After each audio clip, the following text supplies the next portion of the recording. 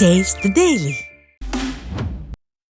நெல்லை அம்பாசமுத்திரத்துக்கு அருகேயுள்ள வைராவிக்குளம் மற்றும் பசும்பொன் நகர் உள்ளிட்ட பகுதிகளில் குரங்குகள் தொல்லை அதிகரித்துள்ளதால் பொதுமக்கள் கடும் அச்சமடைந்து வருகின்றனர். குரங்குகள் இந்த பகுதிகளில் உள்ள வீடுகளின் ஜன்னல் கண்ணாடி, டிவி உள்ளிட்டவற்றையும் சேதப்படுத்தி வருகின்றன. இதுவரை 5 டிவிகளை இந்த வெள்ளை குரங்குகள் உடைத்திருப்பதாக பகுதி மக்கள் வேதனை தெரிவித்துள்ளனர். இந்த நிலையில் குரங்குகளை மயக்க ஊசி செலுத்தி பிடிக்க வேண்டும் என அப்பகுதி மக்கள் கோரிக்கை வைத்துள்ளனர். ஐதராபாத்தில் உள்ள JNTU பல்கலைக்கழக விடுதியில் மாணவர்களின் சட்னி வாளியில் எலி ஒன்று குதித்து சென்ற சம்பவம் மாணவர்களிடையே அதிர்ச்சியை ஏற்படுத்தியுள்ளது.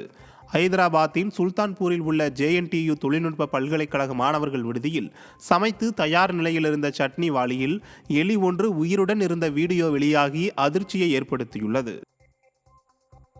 மத்திய அரசு அமல்படுத்திய திருத்தம் செய்யப்பட்ட 3 குற்றவியல் சட்டத்துக்கு எதிர்ப்பு தெரிவித்து திருநெல்வேலி மாவட்ட வழக்கறிஞர்கள் சங்கத்தினர் ரயில் மறியல் போராட்டத்தில் ஈடுபட்டனர். ரயில் மறியல் போராட்டத்தில் ஈடுபட முயன்றபோது போலீசார் அவர்களை தடுத்து நிறுத்தி கைது செய்ததால் போலீசாருக்கும் வழக்கறிஞர்களுக்கும் இடையே வாக்குவாதம் ஏற்பட்டதால் பரபரப்பு ஏற்பட்டது. மத்திய அரசு திருத்தம் செய்து கொண்டு வந்துள்ள 3 சட்டத்துக்கு எதிர்ப்பு தெரிவித்து நீலகிரி வழக்கறிஞர் சங்கத்தினர் மலை ரயில் நிலையத்தை முற்றுகையிட்டு போராட்டம் நடத்தினர். இதில் 50க்கும் மேற்பட்டோர் ரயில்வே நுழைவு வாயில் முன்பாக கூடி மத்திய அரசுக்கு எதிராகவும் புதிய சட்டங்களை திரும்ப பெற கோரியும் கண்டன கோஷங்களை எழுப்பினர். மத்திய அரசின் புதிய 3 குற்றவியல் சட்டங்களை திரும்ப பெற வலியுறுத்தி காட்பாடி ரயில் நிலையம் முன்பு வழக்கறிஞர்கள் ரயில் மறியல் போராட்டத்தில் ஈடுபட முயன்றதால் பரபரப்பு ஏற்பட்டது. அப்போது பாதுகாப்பு பணியில் இருந்த போலீசார் வழக்கறிஞர்களை தடுத்து நிறுத்தியதால் காட்பாடி ரயில் நிலைய வளாகத்தில் சிறிது நேரம் பரபரப்பு நிலவியது. 3 குற்றவியல் சட்டங்களை திரும்ப பெற வலியுறுத்தி வழக்கறிஞர்கள் சிதம்பரத்தில் ரயில் மறியல் போராட்டத்தில் ஈடுபட்டனர். இந்திய தண்டனை சட்டம் உள்ளிட்ட 3 சட்டங்களின் பெயரை மாற்றியதற்கும் அதில் திருத்தங்களை மேற்கொண்டதற்கும் நாடு முழுவதும் கடும் எதிர்ப்புகள் எழுந்துள்ளன. இதற்காக தமிழகத்திலும் வழக்கறிஞர்கள் உள்ளிட்ட பலரும் போராட்டத்தில் ஈடுபட்டு வருகின்றனர். அந்த வகையில் சிதம்பரம் வழக்கறிஞர்கள் ரயில் மறியல் போராட்டத்தில் ஈடுபட முயற்சித்தனர். அப்போது பதாகைகளை ஏந்தியபடி நடைமேடையில் நின்று கண்டன முழக்கங்களை எழுப்பி போராட்டத்தில் ஈடுபட்டனர்.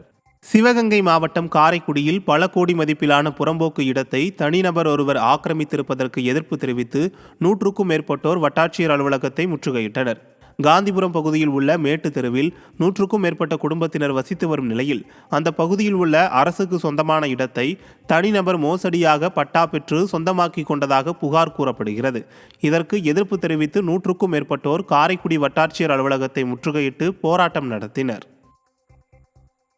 திருவள்ளூர் மாவட்டம் பள்ளிப்பட்டு அருகே 100 நாள் வேலைவாய்ப்பு திட்டத்தின் கீழ் தங்களுக்கு பணி வழங்கவில்லை என கூறி அப்பகுதி பெண்கள் சாலை மறியல் போராட்டத்தில் ஈடுபட்டனர். பள்ளிப்பட்டு ஒன்றியம் கரிம்பேடு ஊராட்சியில் 3000க்கும் மேற்பட்ட மக்கள் வசித்து வருகின்றனர். இந்த பகுதியை சார்ந்த மக்களுக்கு மகாத்மா காந்தி தேசிய ஊரக வேலைவாய்ப்பு திட்டத்தின் மூலமாக 100 நாள் பணி வழங்கவில்லை என்று கூறப்படுகிறது. இந்த நிலையில் தங்களுக்கு மீண்டும் பணி வழங்க கோரி பள்ளிப்பட்டுவிலிருந்து ஆந்திர மாநிலம் நகரி செல்லக்கூடிய மாநில நெடுஞ்சாலையில் மறியல் போராட்டம் மேற்கொண்டனர். இதனால் அங்கு போக்குவரத்து பாதிக்கப்பட்டது. திண்டுக்கல்லில் வழக்கறிஞர்கள் ரயில் மறியல் போராட்டத்தில் ஈடுபட்டதால் பரபரப்பு ஏற்பட்டது. மத்திய அரசு அமலுக்கு கொண்டு வந்துள்ள திருத்தப்பட்டுள்ள 3 புதிய குற்றவியல் சட்டங்களுக்கு எதிராக திண்டுக்கல் வழக்கறிஞர்கள் சங்கத்தினர் ரயில் நிலையம் முன்பு போராட்டம் நடத்தினர். அப்போது திண்டுக்கல் ரயில் நிலையத்திற்குள் நுழைந்து ரயில் முன்பாக அமர்ந்து வழக்கறிஞர்கள் மத்திய அரசுக்கு எதிராக கோஷங்களை எழுப்பினர். அரியலூர் மாவட்டம் ஜெயங்கொண்டம் கடைவீதியில் மது போதையில் கார் கண்ணாடியை உடைத்த 2 பேர் கைது செய்யப்பட்டுள்ளனர். ஜெயங்கொண்டம் NAG காலனியை சேர்ந்த சின்னதுரை ஜூப்ளி ரோட்டில் சையது சலீம் என்பவரின் ரெடிமேட் கடையின் முன்பு காரை நிறுத்தியுள்ளார். 10 நிமிடங்களில் காரை எடுத்து விடுவதாக கூறிய நிலையில் மது போதையில் இருந்த சையது சலீம் மற்றும் அவரது நண்பர் தசரதன் காரின் கண்ணாடிகளை அடித்து உடைத்து சேதப்படுத்தியுள்ளனர். இதுகுறித்து சின்னதுரை ஜெயங்கொண்டம் காவல் நிலையத்தில் புகார் அளித்த நிலையில் இருவரையும் கைது செய்து சிறையில் அடைத்துள்ளனர். கடலூரில் திமுக ஆட்சி பொறுப்பேற்றதிலிருந்து தமிழகத்தில் அதிகரித்துள்ள தொடர் கொலை மற்றும் சட்ட ஒழுங்கு பிரச்சினைகளை தடுத்து நடவடிக்கை எடுக்காத ஆளும் திமுக அரசை கண்டித்து வழக்கறிஞர்கள் ஆர்ப்பாட்டம் நடத்தினர். பகுஜன் சமாஜ் கட்சியின் மாநில தலைவர் ஆம்ஸ்ட்ராங் கொடூர கொலை வழக்கில் தொடர்புடைய உண்மையான குற்றவாளிகளை உடனடியாக கைது செய்ய கோரியும் வழக்கினை CBI விசாரணைக்கு மாற்ற வேண்டும் என்றும் அவர்கள் வலியுறுத்தினர். படுகொலை செய்யப்பட்ட பகுஜன் சமாஜ் கட்சியினுடைய மாநில தலைவர் வழக்கறிஞர் அண்ணன் ஆம்ஸ்ட்ராங் அவர்களுடைய படுகொலை வழக்கை CBI விசாரிக்க வேண்டும் என்கின்ற கோரிக்கையோடு நாங்கள் இந்த ஆர்ப்பாட்டத்தை நடத்தி முடித்தோம். தற்போது மாவட்ட ஆட்சியரை சந்தித்தும் சிபிஐ விசாரணைக்காக அரசிடம் பரிந்துரைக்க கோரி மனு கொடுக்க இருக்கின்ற வழக்கறிஞர் சார்பில் விக்கிரவாண்டி இடைத்தேர்தலில் கப்பியம்புலியூர் வாக்குச்சாவடியில் வாக்களிப்பதன் முக்கியத்துவத்தை உணர்த்தும் விதமாக புதுமண தம்பதியினர் வாக்களித்துள்ளனர். கப்பியம்புலியூர் பகுதியைச் சேர்ந்த அஜித் சந்தியா தம்பதி திருமணம் முடிந்தவுடன் மாலையும் கழுத்துமாக மணக்கோலத்திலேயே வரிசையில் நின்று வாக்களித்து ஜனநாயக கடமையாற்றினர். திருவண்ணாமலையில் பத்திரப்பதிவு மாவட்ட இணை சார் அலுவலகங்களில் நடைபெற்ற லஞ்ச ஒழிப்பு சோதனையில் கணக்கில் வராத 3,10,000 பறிமுதல் செய்யப்பட்டுள்ளது. திருவண்ணாமலை மற்றும் சுற்றுவட்டார பகுதிகளிலிருந்து வீடு, நிலம் உள்ளிட்ட பத்திரப்பதிவுகளுக்கு எந்த பணி மேற்கொண்டாலும் 20,000ற்கு மேல் லஞ்சம் வாங்கும் அவல நிலை தொடர்ந்து வருவதாக பொதுமக்கள் குற்றம் சாட்டி வந்தனர்.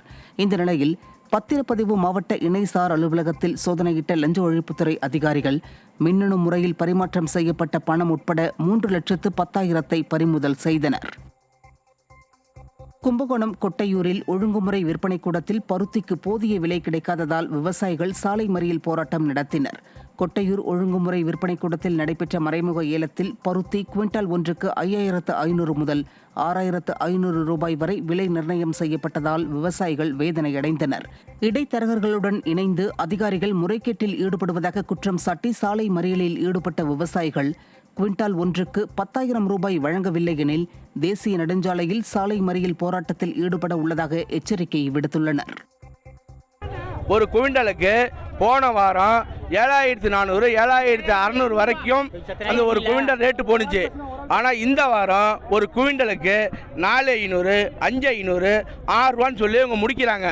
அப்போ ஒரு விவசாயி 6,000 ஒரு குவிண்டல் ரேட்டு போட்டால் அவனுக்கு என்ன லாபம் கிடைக்கும்?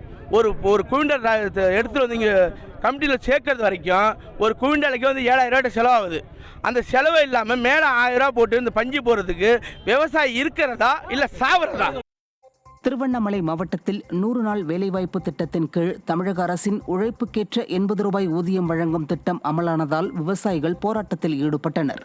தமிழக அரசின் உழைப்புக்கேற்ற ஊதியம் திட்டத்தை கண்டித்து ஆரணியில் வட்டாட்சியர் அலுவலகம் எதிரே கடப்பாறை மண்வெட்டியுடன் போராட்டத்தில் ஈடுபட்ட விவசாயிகள் விடிய அரசுக்கு எதிராக முழக்கங்களை எழுப்பினர். ஏற்கனவே விவசாய வேலைக்கு ஆட்கள் கிடைக்காத நிலையில் தமிழக அரசின் முடிவால் விவசாயிகளுக்கு பெருத்த சிக்கல் ஏற்படும் என அவர்கள் குற்றம் சாட்டியுள்ளனர். திருப்பூர் மாவட்டம் உடுமலையில் சமூக விரோதிகளின் மையமாக மாறியுள்ள ரயில்வே ஊழியர் குடியிருப்பை புதுப்பித்து பயன்பாட்டிற்கு கொண்டுவர கோரிக்கை எழுந்துள்ளது. ரயில் நிலையம் அருகில் இருபுறங்களிலும் புதர் மண்டி காணப்படுவதுடன் அங்குள்ள ஊழியர் மற்றும் அலுவலர் குடியிருப்பும் புதுப்பிக்கப்படாமல் புதர் மண்டியும் விஷ ஜந்துக்கள் நடமாட்டத்துடனும் காணப்படுகிறது.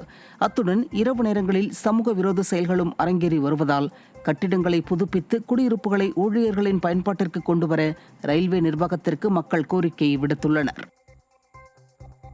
கரூர் மாவட்டம் குளித்தலை அருகே கடந்த 1 மாத காலமாக குடிநீர் மற்றும் அடிப்படை வசதிகள் செய்து தராத விடியா திமுகவின் ஊராட்சி மன்ற நிர்வாகத்தை கண்டித்து பொதுமக்கள் சாலை மறியல் போராட்டத்தில் ஈடுபட்டனர். குளித்தலை அருகே கேப்பேட்டை 2வது வார்டு பகுதியில் கழிவுநீர் வடிகால் வசதி, மயான பாதைக்கு மின் விளக்கு வசதி, குடிநீர் வசதி உள்ளிட்ட அடிப்படை வசதிகளை செய்து தரக்கோரி தொடர்ந்து பொதுமக்கள் வலியுறுத்தி வந்தனர்.